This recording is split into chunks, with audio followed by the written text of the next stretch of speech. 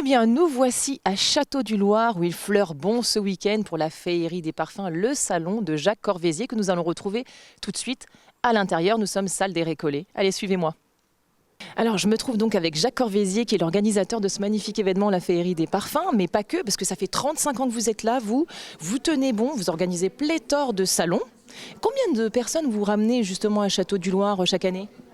Disons en temps normal, quand il fait beau comme avec les brocantes, je ramène à peu près 50 000 visiteurs sur Château du Loir. Vous avez une com de la mairie ou pas ? Ah oui, oui, la mairie me suit très bien, la municipalité, là je ne me plains pas de ce côté-là. Et alors, du coup, là, nous sommes à la féerie des parfums. C'est un événement qui n'a pas pu avoir lieu l'année dernière, malheureusement. Donc, on est tellement heureux de vous retrouver cette année pour cette 18e édition. Comment ça se passe cette année ? Bon, un peu différemment parce qu'il y a tellement de contraintes sanitaires à respecter. Bon, j'étais obligé de réduire le nombre d'exposants, de ramener pratiquement moins puisqu'il fallait doubler les allées et tout. Bon, je suis quand même satisfait puisque les collectionneurs, les exposants présents sont contents, les visiteurs sont contents puisqu'ils ne peuvent plus rien trouver.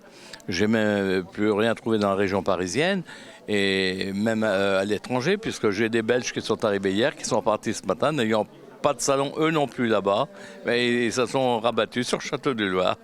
Ah, mais c'est sympathique, donc il y a des gens qui viennent de toute la France et d'Europe en fait. De toute la France et d'Europe, tout à fait. Et ceux-là envisagent de s'inscrire pour l'année prochaine. Ah, c'est formidable. Alors du coup, on a combien d'exposants cette année ? 11 exactement. Et oui, alors qu'habituellement, je tourne à peu près entre 20 et 22. Et pour vous, du coup, c'est un manque à gagner ? Comment ça se passe ? Disons que c'est un manque à gagner au niveau de la restauration et de la buvette, puisqu'on n'a pas le droit de faire quoi que ce soit. C'est le gros problème. Oui, mais enfin, ce qu'on doit souligner quand même, c'est que vous êtes là. Et ça, c'est le plus important. Vous tenez bon. Et alors, apparemment, vous avez besoin, le nombre de bénévoles s'est réduit ? Eh oui, j'ai un club, nous sommes 36 membres. Sur les 36 membres, il y a 10 Montvallois, donc c'est déjà pas beaucoup. Et sur les 10, il y en a à peu près plus d'un tiers qui ont un certain âge et qui ne peuvent plus faire face. Au bout d'un moment, c'est vrai, ça devient fatigant, surtout quand il y a des manipulations de toutes les tables, installer toutes les salles. C'est un boulot monstre. Vous l'avez compris, chers téléspectateurs, on a besoin de bénévoles pour le salon de la féerie des parfums. Donc si vous voulez aider Jacques Corvézier à continuer ce bel événement, l'année prochaine, ce serait bien d'être bénévole. Alors Jacques, j'ai l'impression qu'ici, on est plutôt sur le contenant que sur le contenu. Ah, tout à fait. Là, c'est pas le parfum qui compte, c'est surtout le flacon. Même quand j'ai eu l'autorisation de le faire, et encore, je n'ai pas eu l'accord encore de la préfecture, et on est aujourd'hui, mais il va se terminer, on m'a passé un coup de fil en disant « Est-ce que les gens ont le droit d'ouvrir le flacon pour le sentir ?» J'ai dit non tout de suite, c'est une pièce de collection, c'est un flacon de collection. C'est pas de la vente comme du parfum dans une parfumerie. Donc c'est la beauté de l'objet qui compte. Tout à fait. Tout à fait. Le parfum dedans, parce que vous avez beaucoup de flacons de parfum, ce qu'ils appellent des factices, où c'est une eau colorée qui est à l'intérieur. Et du coup, on trouve des flacons de toutes les époques ici ? Ah, il y a de nombreuses époques. Bon, je ne vais pas pouvoir m'étaler trop là-dessus parce que j'organise ce salon et je ne suis pas collectionneur de tout de parfum. Quoi ? Vous n'êtes pas collectionneur de parfums, Jacques ? Non, absolument pas. C'est ça qui est curieux, c'est que tout le monde me pose la question. Attends, tu fais un salon du parfum et tu n'es pas collectionneur? Eh bien non. J'ai 23 collections avec mon épouse, mais on n'a rien sur le parfum. Ben ça alors, il faut vous y mettre, Jacques. Ah non, on a déjà assez de collections, mais c'est vrai que j'apprécie beaucoup le parfum. Mais alors, comment ça vous est venu cette idée de salon si vous n'êtes pas collectionneur ? Très bizarrement. On a été invité, j'ai une très très grosse collection de médailles historiques. J'ai été invité comme invité d'honneur près de Rouen, à Montigny très exactement. Et on s'est installé le vendredi après-midi. Le samedi matin, les autres collectionneurs s'installaient. Je rentre dans la salle. Quand j'ai vu tout, c'est ça, flacon de parfum, alors que moi, je rêvais d'organiser un salon à Château-du-Loir, mais je ne savais pas quoi encore réellement. Je pense aux capsules de champagne et tout ça. Et quand je suis tombé devant tous ces flacons que j'ai vus, j'ai dit à ma femme, ça y est, j'ai trouvé ce que je fais à Château. C'est magique, c'est féerique, c'est super. Je fais un salon du parfum. Et comme il n'y avait rien dans la région, je suis parti comme ça, grâce à une exposante qui n'est plus là cette année puisqu'elle est partie à l'étranger. Grâce à elle, j'ai lancé le salon ici à Château-du-Loir depuis 18 ans. Alors en parlant des exposants justement, c'est que des habitués ou il y a des nouveaux, des petits nouveaux cette année? Bon, la plupart sont que des fidèles et j'ai 2 nouveaux cette année. Ah mais si on allait les voir les 2 nouveaux? Ah, tout à fait. Allez c'est parti, je vous Allez, suis on Jacques. y va. Alors il paraît que vous êtes le petit nouveau de la bande vous monsieur, alors d'où venez-vous? Alors je viens du Loir-et-Cher, Et comment vous vous appelez? Fellman. Pourquoi vous avez souhaité être à ce salon de la féerie des parfums? Pourquoi je Pourquoi avez-vous souhaité être à ce salon de la féerie des Je parfums? suis collectionneur et que j'aime bien venir en salon comme ça. On y rencontre des collectionneurs, ça permet d'échanger, ça permet de faire des échanges et puis de parler de collection. Et alors, vous, est-ce qu'il y a une rareté dans votre stand? Quel est votre... Voilà, vous avez des baccarat comme ça, un Diorissimo.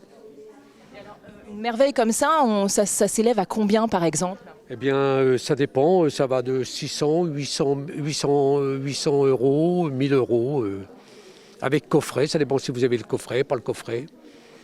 Vous avez une préférence dans l'une de vos bouteilles? Est-ce qu'il y en a une qui a particulièrement... Non, vous savez, quand on fait collection, chaque pièce a une particularité, a un attrait. Alors que ça peut être une histoire de marque, ça peut être un flacon, un coffret, non, il peut y avoir des tas de raisons pour lesquelles on préfère un flacon. Alors, est-ce que les grosses bouteilles, là je vois des bouteilles mais alors énormes, ah ce sont des factices? C'est ça.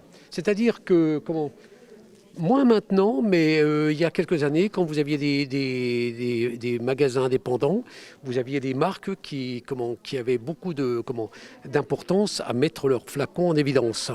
Alors que maintenant, comme il y a des grands groupes, comme Sephora, maintenant vous en trouvez moins, mais c'est très particulier à la collection.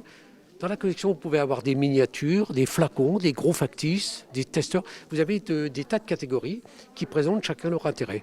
Alors, quand on a des gros factices comme ça, est-ce que, sous prétexte que c'est grand, c'est plus cher qu'une miniature ou pas du tout? Non, pas forcément. Vous pouvez avoir des toutes petites miniatures qui valent plus cher qu'un gros factice. Tout dépend de la rareté, l'ancienneté, le modèle, la marque. C'est comme un flacon. Ça dépend le coffret, ça dépend la ligne, ça dépend la rareté, l'ancienneté. Il y a des tas de critères qui font que quelque chose est rare, cher et puis recherché. Est-ce que vous avez remarqué, par exemple, une marque justement qui est plus recherchée qu'une autre dans la collection? Oui, alors dans les collections, bien sûr, il y a toujours Nina Ricci, Guerlain. Moi, j'aime particulièrement Roger et Gallet. Roger Gallet, parce qu'il y a eu des merveilles chez Roger et Gallet, mais vous avez des marques comme Lubin, comme Schiaparelli, qui ont disparu et qui ont des très belles choses, des très beaux modèles. Quand vous dites qu'il y a des merveilles chez Roger Gallet, par exemple, vous pouvez nous donner un exemple? Ah oui, parce que vous avez Flosa, par exemple, de Lalique. Roger Gallet, fin 1800, a fait des merveilles en flacon Lalique. Donc des modèles qui sont très recherchés. Alors maintenant, c'est sûr que Roger Gallet, c'est une marque de parfum de pharmacie. Mais il y a un certain nombre d'années, l'égal de Guerlain, il y a eu des flacons avec des libellules des bouchons en forme de libellule, des merveilles chez Roger Gallet.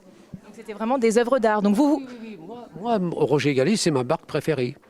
vous êtes plus donc sur la bouteille, le contenant lui-même, la verrerie. Oui, le flaconnage lui-même, oui, tout à fait. Parce que le contenant, c'est secondaire. Quand vous faites collection de flacons, c'est surtout le flaconnage. C'est-à-dire que à la fois le design et à la fois la qualité. Vous avez du baccarat, vous avez du lalique, vous avez des étiquettes gaufrées, vous avez des bouchons magnifiques. Oui, il y a des tas de choses comme ça qui font qu'un flacon est très, très recherché, très, très, très apprécié des collectionneurs. Vous avez combien, parce que là ça a l'air d'être quand même colossal, combien y a-t-il de flacons dans votre collection? Ah, dans ma collection, moi personnelle, des flacons, j'en ai peut-être 800, 900, etc. Mais comme je dis toujours, c'est pas le nombre c'est pas le plus important, le nombre. Parce que vous pouvez avoir 800, vous pouvez ramasser 800 flacons dans des brocantes qui n'ont pas tellement d'intérêt. Et quelquefois, vous pouvez en avoir une cinquantaine qui ont beaucoup d'importance. Donc c'est pas le nombre qui importe, c'est la rareté, c'est la qualité, c'est ce que vous aimez.